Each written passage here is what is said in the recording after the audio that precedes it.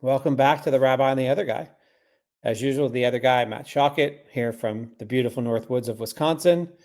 My good friend and Titan of Torah, Rabbi Daniel A. Septimus, from his usual place in his office. You are in your office, right? Yes, this is my office. As far as I know, I live in here a lot. For now. although lately I've been getting out of the office, meeting with people. Yesterday I was out off campus a lot. Well, isn't that your job? It is my To job. like So yes, go out and be the I don't know, the ambassador of the Jewish community in Austin. right. No, I try. Oh man, but Who yeah, were you no, it's visiting? been a lot of fun. People? Businesses? I visit people in the community. I had lunch with Frank Silberlicht, who we know is the head of Camp Young Judea yesterday. I had batch kolaches with Mark Litt, who's my predecessor's predecessor, was the first Shalom Austin CEO. Once they merged the organization, had a bunch of different meetings. Yeah, I was all over. And with my Leadership Austin Leader Lab, I had coffee with the person who's the head of Sunshine Camps, the Austin Sunshine Camps here. She's in my cohort. Oh, my kids did some fundraising for them back in the day. That's a good cause. Yeah, it's a wonderful organization, and she's been there for about 7 years, I think. At this point, she's been there for a while.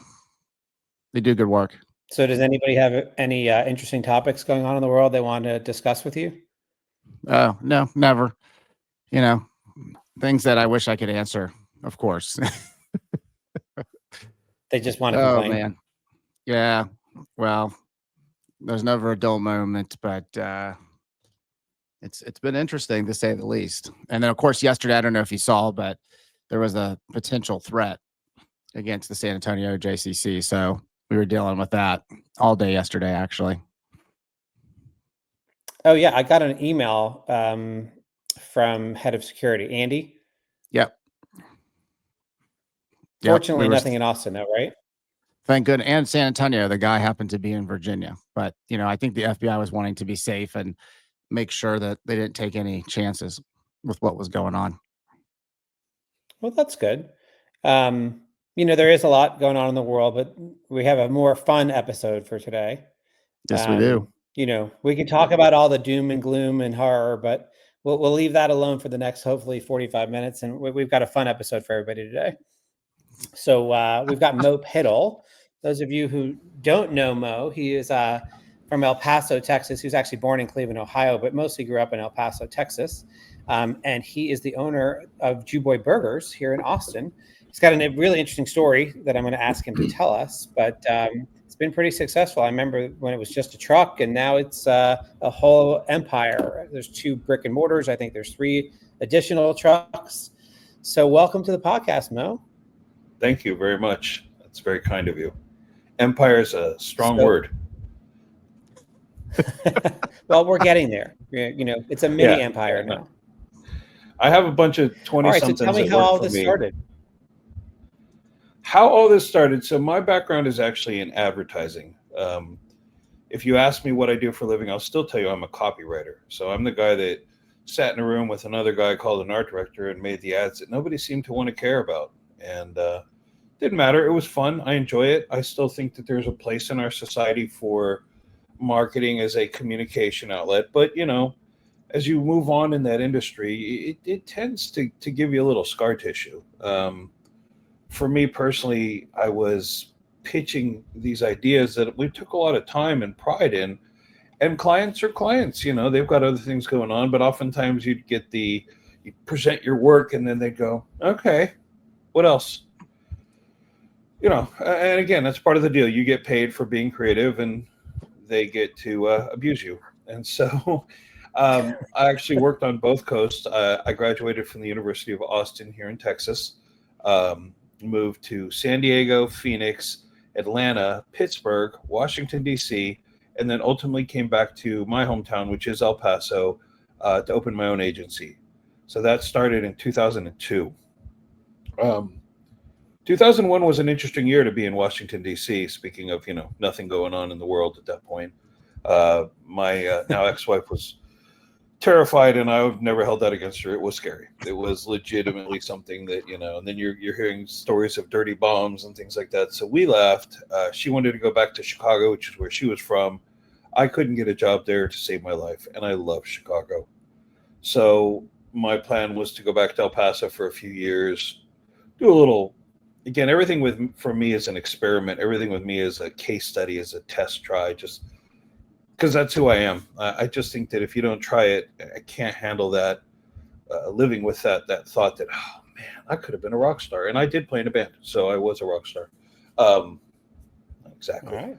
But so we decided after 12 years in El Paso, I've been remarried, and my wife and I both went to the University of Texas. And so Austin felt like a better place to be based out of if you're going to present yourself as a creative consultant. And so we moved back here in 2014.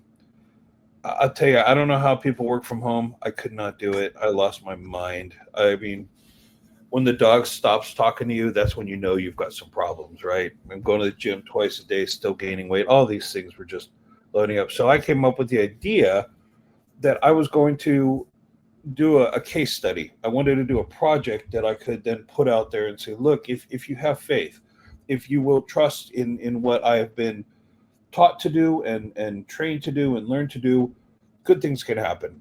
And I figured this would be a win-win either way, because either I would come out of it with a great case study that proved my point, or I could stop lamenting this fact, and just get on with it and just be a good corporate soldier. So the idea was the food truck as a way to create my own brand, as a way to learn social media, because we were talking about this before we got on camera. I have gone from being the youngest guy in the room to the oldest guy in the room seemingly overnight. Like, I swear my beard was black just the other day. I don't know how this happened, right? So I wanted to learn social media, and I personally have a hard time communicating on social media. I'm not that I'm a private person, but I just don't think I'm that interesting. And I think about these things before I put, like, even writing an email takes me 20 minutes because I think about what I write. So the idea was to have this alter ego that I could learn social media from. And what I decided is I needed to do something that I was comfortable talking about. I needed to do something that I could, the older I got, I wouldn't age out of. And one of the things that I don't believe I'll ever age out of is food. And honestly, as I started thinking about food, to age out of food. So I was like, okay, so let me think about this. And truthfully, I've never told anyone this. This is the first time I've ever admitted this. I had a dream that Seth Rogen was wearing a shirt that said Jewboy Burgers on it. I thought it was funny. I swear to God, nobody's ever heard that. I've got way better excuses for doing it, but that's funny, man. I'll do that. That's cool. I've always been a big fan of Kinky Friedman. I liked, as it relates to this podcast, I liked how he was so self-confident about who he was. I liked that he put it out there and he said, you know what? I'm going to be me, and I'm going to be, and if you find me cool, I'm happy for you. And if you don't, I don't care. I read an article recently on something called pro-Semitism, and I was really fascinated by it. Like, it was a very nice way of explaining, hey, look, we've got a lot to offer, and there's a lot of positivity within our culture. And culture is a word I use all the time because as a writer, culture is everything. Culture, and it's not ethnicity, it's not faith, it's everything. The guys that play the frisbee golf, that's a culture. Like I said, I was a musician. I have a buddy of mine, and we talk about music with passion. Oh my God, dude, I listened to Red Barchetta the other day, and Neil Peart is insane. And other people just don't get it. But my point is I felt like this was a culture I could communicate in for a while if necessary, meaning food, Judaism, all the things that made me. I was like, okay, I know this is borderline narcissism at this point, but it was at least a comfort zone for me. At least I knew that if somebody came up and wanted to talk about food, we could talk about places like Zingerman's in Ann Arbor, Michigan, or Shapiro's in Indianapolis, and not to mention all the places in LA and New York. And and that's one of the benefits of being in advertising. I was able to travel on somebody else's dime. if you've ever spent a month in LA on somebody else's dime, you walk out of there feeling like you're a celebrity, man. It's great. So in 2016, I decided to move forward with the food truck, and I Googled it. I Googled how do you open a food truck in Austin, Texas, and you would be shocked at how much information is there. And so I followed the list that Google gave me, and by October, I had reached out to my old fraternity, the Sammies here at Texas. And I said, hey, I'm doing this thing. It's a food truck. It's called Jewboy Burgers. And, when you're talking to college kids, they're like, whoa, dude, that's killer, man. Really cool, So I said, we used to have something called burgers and beer. You think I could come out and just make some burgers while you guys drank beer? And I said, yeah, totally, man. We'll get it set up. So he gives me a date. Well, it's like a week before the truck still isn't finished. They're still wrapping it. I mean, there's so much going on. I don't know what I'm doing. And it turns out they didn't book me for burgers and beer. It's parents' weekend. There was like 400 people there. So wow. Fortunately for me, I have good friends. And one of my friends, actually another Jew boy from El Paso, is Chef Jeff Mann, M-A-N-N. He is honestly the reason why we're sitting here today. I mean, there's several other people I could say the same about, but we get there and he shows up and he helped me figure out how to write the menu and do all these things. But I didn't know how to turn on a fryer. I had never thought about it. I assumed you just flip a switch like anything else. He's like, you don't know how to turn on a fryer? I'm a copywriter, man. So he, got in there. His wife was in there. My wife was in there. Like, we didn't even have a staff. I had one kid whose dad is a friend of mine, and he was going to work for me. The latkes were a disaster. I thought I could cook them from frozen, but which is fine. But then when you thaw them, they blow up in the fryer. Like, they literally blow up. Huh. We can't make them the same way that Bubby's bake them and my mom makes them. So we figured out how to do that eventually. We bake them actually, and then we keep them cool, and then fry them. And they come out nice and crispy. So, anyways, got through that and just kind of limped along for a little while until I was able to figure out what the business was about and how to run it. And my original thought was I would do a couple lunches a week and stick with my marketing stuff. I had several clients at the time, and it just quickly, occurred to me that, okay, if I'm going to hire staff, I have to give them hours. So to give them hours, I had to be open longer. To be open longer, I had to put more work into it. Food trucks is not what people think. It's not like in the movies where they just show up and turn it on and start cooking. There's so much prep before and after. There's cleaning. There's and eventually I figured out where I could take the truck so I could plug it in instead of having to run on the generator. I'll tell you, I have two kids, and when my first daughter was born, you sit there and watch them sleep. I don't know if I'm the only guy that did this, but you're just like, okay, this is my child, and it's very, I never listened to my daughter sleeping as carefully as I'd listen to that generator. That generator gave me anxiety beyond anything you can imagine. It would hiccup and things would turn off. Well, I also didn't realize that a generator is not a car. You change the oil in your car every 3 months, 6 months, depending on what you put in it. Yeah, nobody told me the generator had to be changed every week or so. So I fried the generator. 25 hours. It was exciting. Yeah, it was brutal. It was, and that went out. So eventually things got resolved and I figured them out and you lived through it. And in 2020, Austin Monthly awarded us Best Burger. And I thought to myself, there's my metric. I'm done. I got it. I went from 0.0 to Best Burger in Austin. I have, 10,000 followers, all organically grown. I have, all the metrics I was looking for. And then the pandemic happened. And we all remember that. I guess everybody in this room, at least, were old enough to remember it. But everything closed except for food trucks. So here I am, Best Burger in Austin. All the restaurants are closed.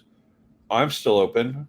And next thing I know, I've got lines. I've got, influencers coming to me. And we just kind of kept, I hired a few more people and we just kept going. I was still planning on shutting it down. My permit expired in October. So I was going to shut it down. And over the summer, and the summers are brutal. Summers in a food truck. I mean, I'm pretty sure that those conditions are against the Geneva Convention. It's hot in there. It's a metal box. There's a fryer going. There's a flat top going. So I get a call from a friend of mine. He says, "Hey, you want to go brick and mortar?" And I said, "No, it's a pandemic. Who opens a business during the pandemic?" He's like, "Well, I got a space, and the tenant just abandoned it. So it's fully stocked. It's got equipment in there, tables, chairs, even the point of sale system was in there, like everything." He says, "Just take the keys, go look at it, tell me what you think." So I walk into the space. It's on Airport Boulevard here in Austin, and I turn the air conditioning on right away. That's the first thing I wanted to know. Does this place have air conditioning? Sat down in one of the booths and passed out. I slept for about 2.5 hours. It's one of those times where you close your eyes and you wake up and you're like, what just happened? I mean, I think that's the closest thing you can get to time travel in my mind. And I called him up. I said, "Yeah, I'll take it. This is better than the truck." So, from that point on, that was, God, mid to late July. And then we opened September 1st. I hired a couple key people initially and dipped into what little savings was left. Food trucks don't make a ton of money, so that I can make sure to cover the payroll for the first couple weeks. And that was that. So that was September 1st of 20. I sold the truck immediately. People ask if I still have it. No, it broke down several times. I broke down in front of a church. They were the nicest people. They came out and they go, "We love Jewboy Burgers." And I'm like, "Yeah, I'm dead in the water right here. Can I go into your parking lot?" And tow truck comes. This thing was a massive dually. It was I think it was built on an armored truck chassis, but it was a utility vehicle, so it was double insulated. I mean, it was, yeah. Anyways, let's see. So then the next year in 21, same friend had another space, and I was, thinking this is easy. So that's when we opened the sub shop, the Jewboy sub shop. Phillies, things like that. And originally it was a little bit more of a fusion concept, kind of like the burgers are now. And I slowly just realized that sandwiches are more of a purist type thing. So we moderated that and really locked in on those things. And then a year later, we opened our first trailer doing sliders. That's Jewboy Sliders. I guess within the next year or so, we opened our second trailer. So the first one's on East 6th Street, and it's a late night thing. I don't go there. Talk about being old. Every time I go there, I feel older and older. So I'm just like, you know what? You guys run it. You're doing good. It makes money. People are happy. That's all I care about. So we have another trailer on South Lamar, which is a lot of fun. It's a very different neighborhood, a lot of delivery stuff. I don't understand the delivery, but as lazy as I am, I will get my big butt off the couch and go get my own food. My kids DoorDash Chick-fil-A. I was like, what? They have a drive-through. Oh, Agreed. The kids will DoorDash anything. I agree. Anything. So, and we're currently in the process of opening at a location in the St. Elmo area called Pins Mechanical. It's a company out of Ohio, actually. It's an adult arcade concept, duck pin bowling, arcade games, pinball, things like that. And we've got a couple more things on the slate. But yeah, so as we exist today, I think I'm somewhere in the 70s with employees. I don't know. I generally, and I'm embarrassed to say this out loud, I don't know everybody's name anymore. And I don't like that. So I've been making it a point to go around, and although they all know who I am, so then that makes it feel even worse. I'm like, anyways, so yeah, Daniel, that's when are we on campus? Yeah, on campus. I'm looking at the building, and I'm thinking like just to the left of the opening, kind of in the circular drive, we could just plant them there a couple days a week. Be a big hit. Do you have a kosher version of the hamburger? Well, so that's interesting. I really did. I grew up Reform, but my grandparents on my mom's side were, I guess you'd call them conservative today. I think that the rift or the gap has widened a little bit. But I grew up when they came to town. My mom brought out the second set of dishes. Like we were legitimately kosher for the week they were in town. So I understand kashrut law. The economics of it are really tough. Really, really tough. And it really starts with the beef. I insist on using fresh ground beef. And to get the volume of ground beef, kosher ground beef I would need, it only comes in frozen. So that was a bit of a deal breaker for me. It just doesn't taste the same. And then, again, following kashrut law, I like a cheeseburger. And when you use the fake cheese, the vegan stuff, whew, it's pretty awful, man. So I was faced with making expensive, bad tasting burgers. And I thought, I think that you were talking about God earlier. I think God would understand that at this point, I really need to, if I'm going to represent, if I'm going to put it on my shirt, that it's got to be a great product, because I like to think what we're known for, great products. So Mo, you knew nothing about cooking, nothing about like food service industry, you just decided like this was going to be a hobby? Yeah, a side project, truly a case study. I really wanted to prove to people that, apathy is just the worst for me. And I don't agree. People often use the phrase that, there's no such thing as bad publicity. Well, that's not true. There's a lot of bad publicity. Just ask Al Franken and a couple of these guys that have disappeared, and then it was, I wanted to get out there and do something that was tangible. I was tired of the problem with advertising. It's all intangible. Handing somebody a sack of burgers, I used to make them smell it when I was on the truck. I say, smell that. What do you think about that? Latkes, say what you want. They smell great. Like, there's few things that really, I actually think they smell better than they taste, if you ask me personally. But no formal training. I mean, obviously I eat a lot. I'm proud of that. Like, I'm not a small guy. It's who I am. I played a little bit of football and things like that. And I guess just part of again, talking culture. El Paso culture is about food, man. It's being raised in El Paso. It was funny to me how many parallels I could draw from my friends that were Catholic, Hispanic. I remember I invited a bunch of them to my bar mitzvah. And, all the wines out there. Well, what do you think a bunch of punk kids did when they were 13 years old? They went for the wine, man. And but I had a friend, and he was straight up cholo. And he came and he goes, hey, bro, your church is just like mine, man. We stand up, we sit down. The only difference is you guys drink at the end. We drink the whole time, bro. And I can still hear his voice. He's like, yeah, it's the same thing. We speak Latin, you speak Hebrew. Like, from a 13-year-old homeboy perspective, he's just like, yeah, man. So it's really, again, about culture and narrative. That's the term that I abuse a lot lately, but it's really important to me. A good narrative is critical on so many levels, and not just in marketing and communications, but in life. Like, we're, strangely enough, I think maybe the only species on the planet that truly tells stories, that communicates through narratives. And I think it's fascinating. And maybe the whales are doing it. I don't know. I read something that whales have a language too now or something. But for me, being able to tell a good story and being able to listen to a good story is the best way to learn. That's why I liked history so much. You could sit there and listen and visualize what they looked like, what they smelled like, what the colors were like. We always think about this stuff as dates and names. I like to think of the story, and food gives me a really good platform for that. I was going to say vehicle, but no puns are allowed, so I'm going to do that. So Mo, how many times did you think this isn't going to work? Like, during that initial few months?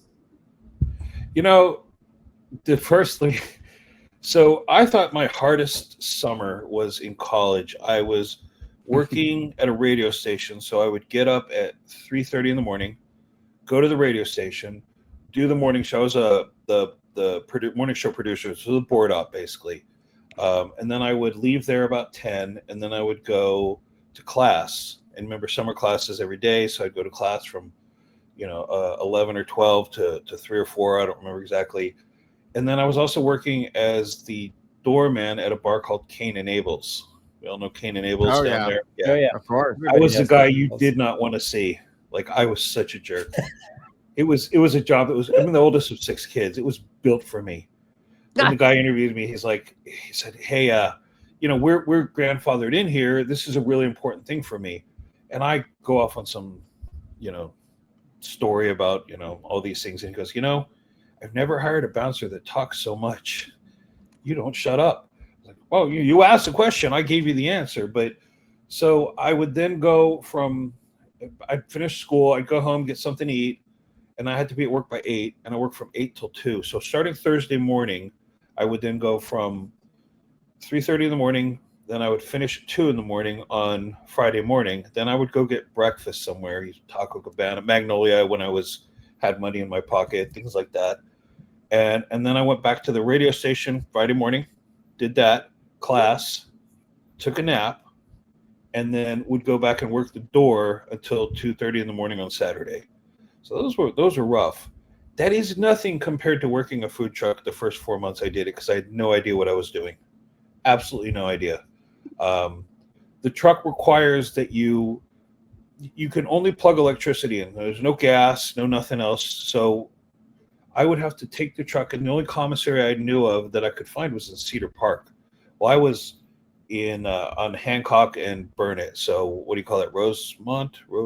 Allendale, Rosemont? I get those confused. Rosedale, yes, thank you. I would drive that thing all the way out to Cedar Park to dump the gray water, which is the wastewater, fill it up with fresh water.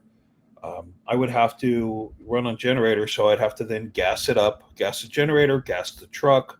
All the food had to be taken out and put into the commissary. So I would then unload all the food. And then in the morning, I would have to come back, get all the food, take it to the truck, turn the generator on, let the temperature, I was running 16, 17-hour days on a regular basis. It was hot, I was sweating and stuff. And I remember thinking, this is stupid. Why am I doing this? I have a college degree. I had an assistant when I was 27 years old. So, but it's just one day after the other. And before you know it, something happens and something else happens. And there's a lot of gratification in this industry. I know that it's a hard one. I know that people talk about it, the high failure rates. They talk about the stress. They talk about the substances. And I've seen it all. But it's so gratifying. Food just is such a tangible and fulfilling response to get from people after all these years of showing them ads, like I said, and them going, I don't know what I expected them to do. I mean, I'm a hugger. I could have used a hug or two on occasion there, but most of the time you're just like, God, are you really going to tell me what to do and then hold me accountable? If somebody wants to put ketchup on pastrami, which I've seen, I don't feel good about it, but I do it because it's their sandwich. I know, right? This is the first time that happened. I was like, wait, are you serious? Like, yeah. Can you take the mustard off and put the ketchup on there? Oh, okay, I'll do it. We do have one rule. I know it's hard to even talk. I mean, I guess amongst Jews, we really have that issue. But I mean, even the goyim that come in are like, yeah, I'm not putting ketchup on my. Anyways, no, it's. I have one rule that everybody knows about. I don't do tomatoes at any of my organizations. None of the restaurants have them. I just think they're the devil's fruit. It's a very invasive and tomatoes ruin everything. Sorry. Raw tomatoes. Once they're cooked, I'm fine with it. We're on the same page. I don't like tomatoes on my sandwiches. I just don't. Or burgers. Well, this one guy, a few people have walked away because of it, but this one guy came in and he's like, no tomatoes. Don't you sell hamburgers? I said, you know who else doesn't sell tomatoes and sells hamburgers? He goes, who's that? I said, McDonald's. They've done all right. It's true. You can't get a tomato there. So I feel pretty good. I feel like I'm okay. That's good. So Mo, when people walk in, how many people ask you Jewboy? How did that come about? It's that, or you are Jewish, right? Yeah, man. and I've always had, questions and maybe you want to say even issues with defining a Jewish person. For me, obviously I know that there is theological definitions of it, but I am legit by all theological standards, both sets of grandparents. I did the bar mitzvah thing, and I still remember. I don't remember my Torah portion or the Haftorah, but I do remember those prayers, man. That's just government level brainwashing. I mean, I could spit them out. So, but I am Jewish, and yes, they often ask about the name now. And I'll tell you, truth be told, in addition to some of the things we talked about earlier, for me, growing up amongst Hispanic kids, that cholo culture, I think is just so cool. I've always thought it's cool. And so we used the term homeboy a lot when I was a kid. You know, it's a very common colloquialism amongst kids in that part of the country. And you're my homeboy. And so for me, Jewboy is maybe my version of homeboy. I think for Kinky Friedman, it was a Jewish cowboy, was a Jewboy. Right. I'm Right. probably more on the barrio side for him, but I can say that my dad was a doctor. I didn't exactly grow up in the barrio. I don't want anyone thinking that I'm from the mean streets. I mean, I got a really cool scar here, and I told somebody it was from a bottle came across my head, and the guy looks at me, he's like, "Whoa, really?" And I go, "Yeah," or it could have been a what do you call it, little spot that they took off. It's the I don't want to use the wrong term, but it was a malignant basal cell carcinoma. That's what it was. But doesn't a bottle across the head sound better? Look at that thing, man. That's cool. It sounds better, Yeah. and you can get away with it. That sound way better. That's- I told him, I said, scars are just really next level tattoos. Like, they tell a great story. And so, any pushback on the name, like especially as we know, there's been some issues going on in the world for the last couple of years. I'll tell you what I tell everybody. I'm not going to argue with you, and I'm not going to disagree with you. But if you're willing to sit down and have a discussion, I will talk to you about it. And if you still think that it's wrong, then that's great. That's your opinion, and I respect it. I have a lady that comes in. She still won't say it. She's like, "I want a number one." And she's flat out told me, she goes, "I hate the name, but I love your burgers." I said, "That's beautiful." I said, you are free to do that, and I get it. Early on, I think more pushback early on because there wasn't the narrative built out. And a lot of people were very concerned. And I just popped the truck up, and it was, like I said, it was a big truck with the logo right on the front or right on the side, and everybody could see it. It was great exposure. And I always tell them the same thing. I said, "Look, it's okay." There was another food truck briefly, and I want to say he went by Jew Hungry. Or something like that. Maybe he might have been a different, but he was around for a short while, and he was down south serving what you would consider to be traditional Jewish fare, which is another term I have issue with, because again, there are Jews all over the world. There is no such thing as Jewish food. There is food prepared by Jewish people. And you can go to Ethiopia, you can go to Mexico, you can go all over the world and find Jewish people making food. It just so happens that what happened in New York, turn of the century. It's funny, I just was reading about Hebrew National and how that whole thing started. It's fascinating. But I won't argue with them. I will tell them my story, and if they agree, that's cool, and if not, I'm okay with that. I mean, that's part of the world we live in, right? And it has been a lesson for me on many levels about where we've lost the ability to like without loving and dislike without hating. And I have this discussion a lot with people. I said, it's okay, because sometimes they come in and they're so amped up. Like, oh my God, I've been waiting for so long for this. I should not be on anybody's bucket list. And I do appreciate it. I'm honored. I'm flattered. But if you're writing a bucket list, there's a lot of places on this planet that I would much rather see before I ate a burger. But I'm honored. I'm flattered. So now it's been 9 years. You could be like the Zingermans of Austin for certain people. Say it again. Like Zingermans, you could be like the Zingermans of Austin for certain people. People go there, to Ann Arbor, and they're like, "I've got to go to Zingerman's." So now that's you in Austin. Yeah, and I would embrace that. I mean, I love that. Like, it's a balance. It's funny.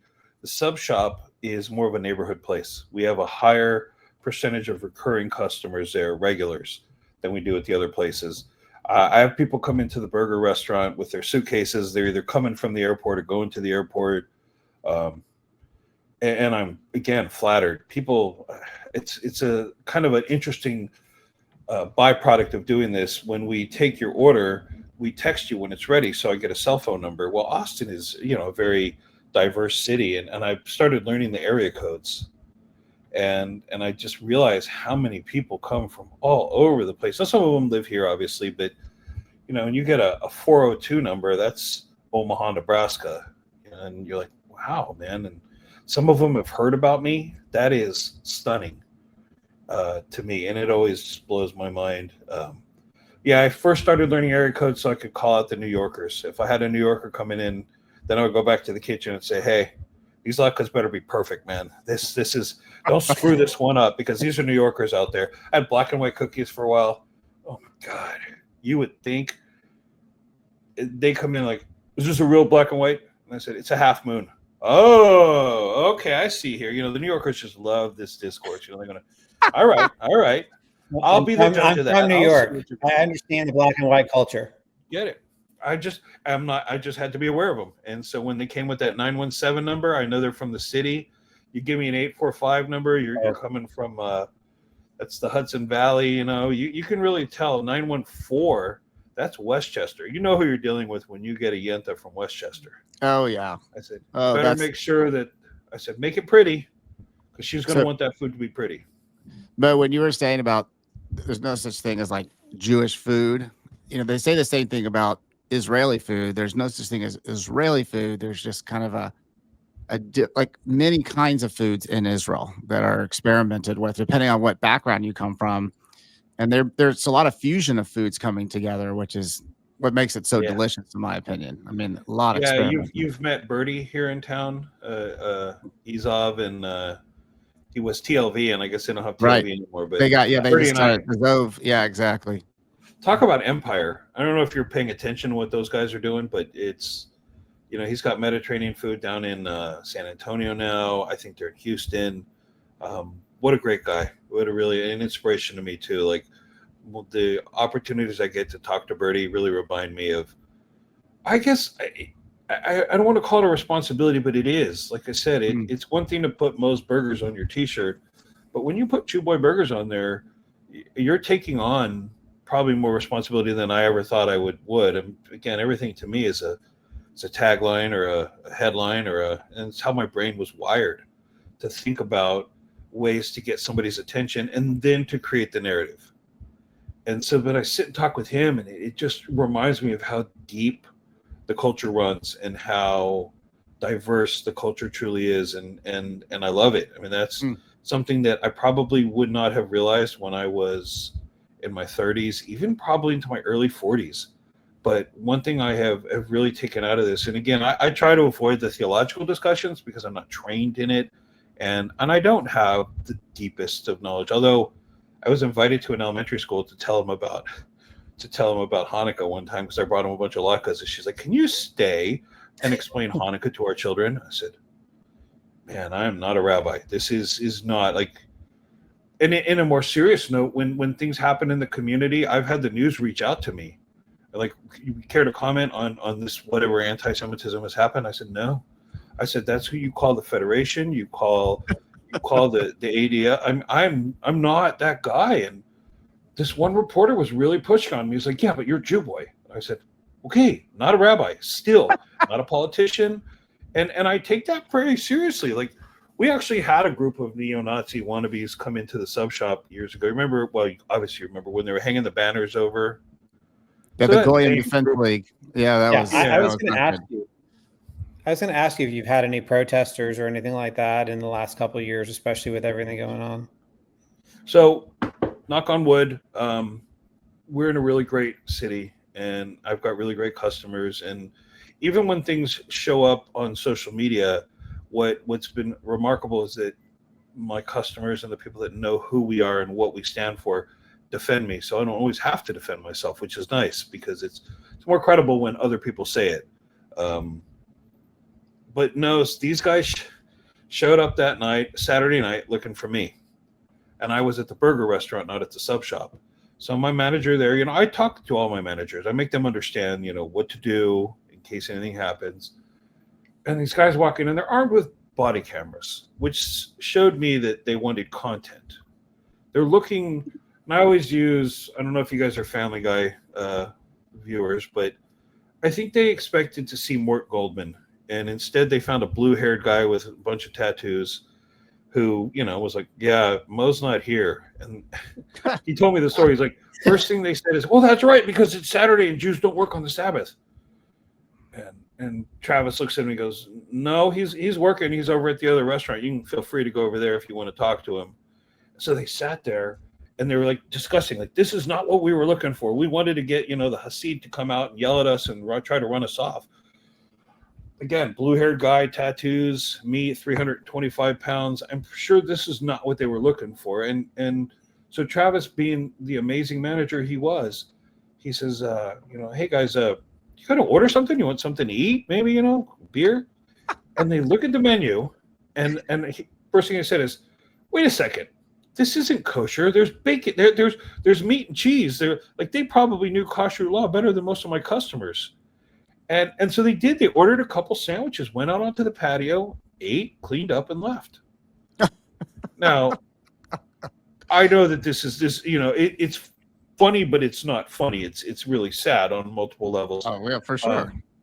They left a sticker. I guess somehow or another, one of them caught glimpse of a Hasidic moil kissing the foreskin before. So the response was, Jewish men give head to babies. I'm sorry, maybe he wanted the dump button there, but that's what the sticker was. We peeled it off. Like, okay, good job, way to go. But the news called me, wanted to know what I wanted to say about it, and I said, call the ADL, call the Federation, There's a lot of people that can do this thing. He's like, yeah, but you need to speak out about this. People need to know. And I said, okay, these guys came armed with body cameras. They didn't come with guns. They didn't come threatening violence. They're looking for content. And I'm not going to give it to them. I'm not going to put them on the news. Now, if you want to talk, they did other things, and the fire obviously was awful. But no, it's kind of where I draw the line. Like, I won't back down. I won't tolerate it. Obviously, I have opened myself up to some of the world's worst Jewish jokes, but it's I want to hear. When did he come in? He said I should have a salad and call it the yarmulke bowl. No, I'm going to do that. I was hesitant to serve hot dogs because I don't want to hear circumcision jokes all day. But and I had a guy one time come in and goes, Jewboy, huh? He says, you gonna cut my burger, cut it in half and then serve it to me? And I said, not only that, I'm gonna charge you double for it, bud. And he did. He just took a step back. He's like, all right, fair, I get you. And he did. He came back. He's like, man, it's a great burger. I think people are just trying to figure out. I had a guy come in one time, so random. It was like 4:00 in the afternoon. We were dead in there, and I just happened to be standing at the register, and he walks up real tentatively, and he says, looks around and goes, I think he thought he was in a synagogue or something. Skinny redneck dude, Can I say that, redneck? Is that still okay? Yeah, you can say that. He says, can I get a hamburger? And I said, yeah, man. He said, can I get cheese on it? I said, yeah. And so he's real nervous, and I said, you okay, man? He goes, well, honestly, he said, are you Jewish? And I said, yeah, I am. And he goes, I've never actually met a Jewish person before. And I said, well, now you have, bud. I mean, we come in all different shapes and sizes. And he goes, so are they all as big as you? I said, no, man. I said, some are even bigger, believe it or not. We have actual NFL linemen now. So, but things like that. He was genuine. And I don't necessarily want to be seen as people's first experience with Jewish people. I'm still surprised that there's that many people that haven't met somebody who's Jewish. In fact, I think if I've learned anything from this day, just don't know. Yeah, but I think if I've learned anything myself, everybody knows at least one Jew. It's crazy because they'll come. They just don't know. They've met this plenty of Jews. They just don't know they're Jewish. Yeah. Oh, that too. Even the congregation where I served in Rapid City as a student rabbi, people thought they didn't know Jews, but they met some Jews in Rapid City too. Yeah. Maybe small towns for sure. I will tell you though, and Matt, I don't know if this is the case at the camp where you're at right now at Birch Trail, but especially at the camps down here, you hear stories from, and actually Amanda found this out when she was dropping off Ari at Camp Interlochen in Wisconsin, that you have international employees that come from all over. And a lot of them have not met Jewish. Yeah, they haven't met Jewish people before. And so they're like fascinated. Actually, she got a really interesting perspective. One of them said, I worked at a YMCA camp. It was nice, but I never felt truly like welcomed, in that camp. And she goes, now I started working in a Jewish camp, and now I feel fully included. It just speaks volumes about the values. Once people get to know us and get to learn about what we do, if they have an open mind, there's a lot we can learn from each other. Again, I don't want to be, I do, because I, again, put it on my shirt because I put it out there, but I guess that's one of the parts I hadn't really thought through. My dad was not real thrilled about it. We talked for a while. He said, I don't think you should do this. This is not good. It's a slur. It's derogatory. He says, not only do I think it's a bad idea, I think, he says, I worry about you getting hurt. I said, Dad, if you go through life thinking about those things, you're never going to experience anything. And I said, I appreciate it. And he goes, well, just consider a different name. And I said, no, not really. I'm locked in. I already made the T-shirts. His Jewish podiatrist, didn't really see things the way I saw them. And that's cool. I mean, that's my kids, at least as it comes to music, clearly don't see things the way I see things. It's awful. Failed father when it comes to that. Oh, it's so that's bad. Normal. They'll come around, believe me. I mean, I now listen to music that I said I wouldn't listen to. My parents, listen to. I'm like, oh, maybe Johnny Cash isn't that bad. He's actually pretty brilliant. What, Tuesdays in the restaurant, Yacht Rock. We put it on. I love it. Nice. I can listen to Yacht Rock for a while. Yeah. So you're right. People do evolve and whatnot, but so yeah, it really has been a way. It finally makes sense to me, and I don't know if it makes sense in the quote unquote right way, but again, I've been Jewish my whole life, and I never thought too much about it. Aside from a couple Mel Brooks movies and the things that we did as a family, it was a very personal thing, and this has really changed how I see things like faith and how I don't think I can not say make things better or worse, but just be involved.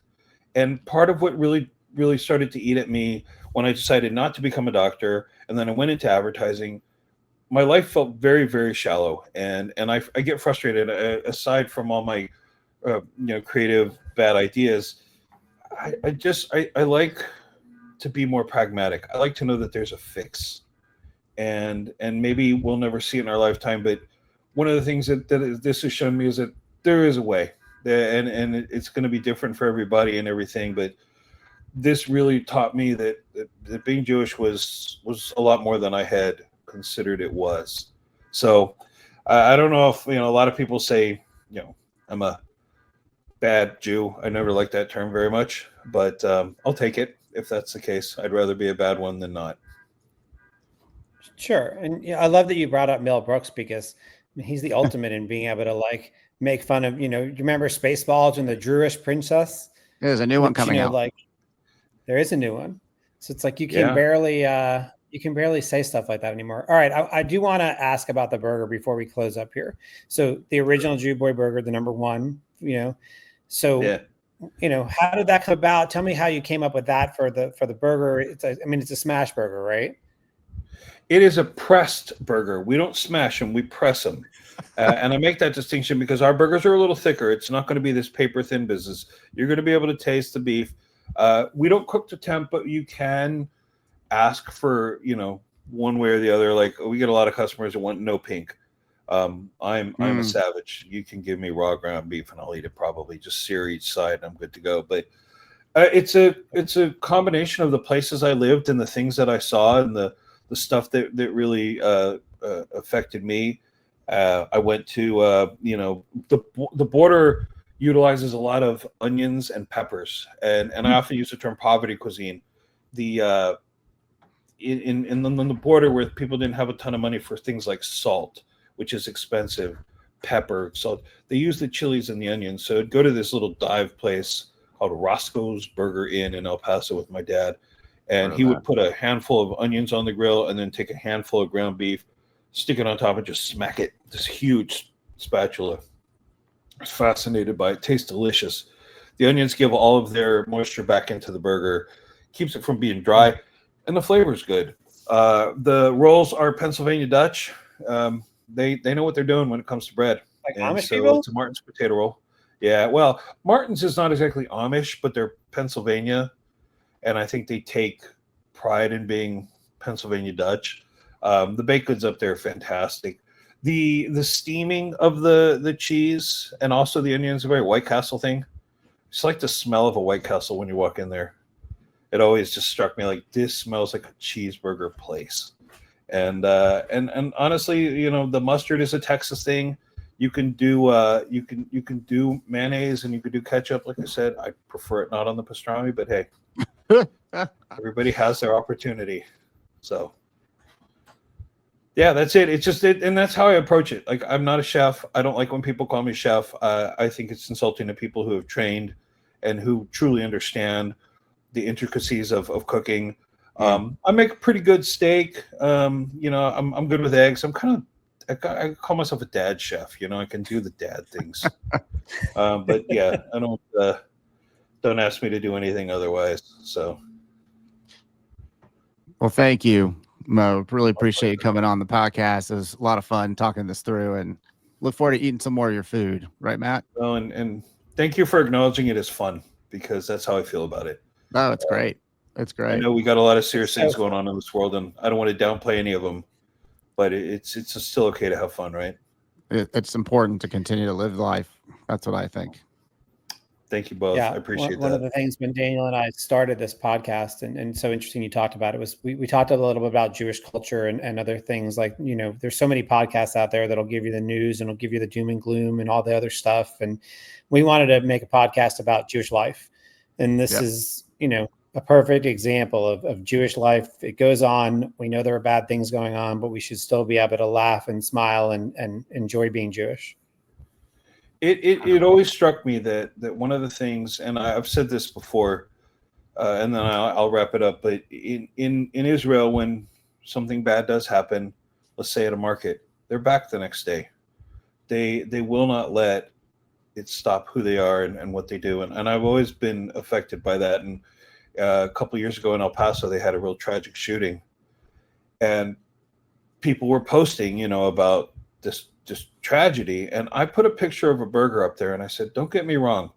I'm shook. I'm upset. I'm angry, but I'm not going to let it change what I do. I make cheeseburgers, and cheeseburgers make people happy. And I'm going to put a picture of a cheeseburger up today to show this guy that you didn't get to me. You didn't win. You may think you have, but, and I genuinely believe that. So I guess my ex-wife used to refer to me as a fatal optimist. She goes, you'll just keep saying things are going to work. The ship's going down, and I'll look around and go, nah, it's going to float. We're good. So I think more people should be fatally optimistic. It's a fun way to live. Well, I think that's a perfect place to close. Thanks everybody for listening, and we will see you next week here on The Rabbi and the Other Guy.